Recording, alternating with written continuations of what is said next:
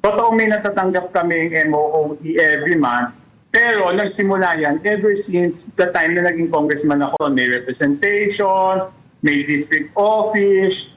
So totoo yun. Aside from our salary, meron kami MOE monthly, no? Lahat ng administrasyon. So yung 2010 was the administration of President Pinoy.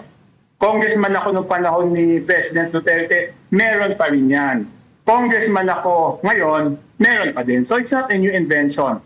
Yung Christmas bonus, hindi ko alam kung tinatawag ng Christmas bonus yan. Pero again, ever since naging congressman ako, every time magbe-break, merong ano yan. Hindi bonus ang tawag eh. Hindi ko alam kung anong tawag nila doon eh. But every time magbe-break, yung first yung undas. Yun yata yung sinasabi na nasabay doon sa budget. Yung second break namin is Christmas break, di ba? Yeah. So, meron ulit yan. Pagdating ng of Christmas, babalik kami, Easter break, Holy Week. Easter. Yeah, Holy Week. Holy Week. So, next question is, binibigay ba sa lahat or hindi? At natanggap ko na ba yung 2 million ko this Christmas o hindi.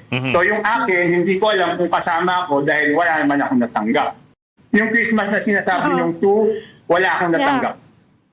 Nabudol ka, nabudol. Okay. Hindi ko alam kung wala pa akong natanggap or ano. Ngayon, is it given to everyone? I would think so. I would think so. And it should be. It should be. Pero sir, what Pero yung would mga it be? nakaraang taon, magkano? Okay. Hindi, yung meron ako isang beses na hindi ko natanggap, pero I didn't make a big fuss out of it na eh.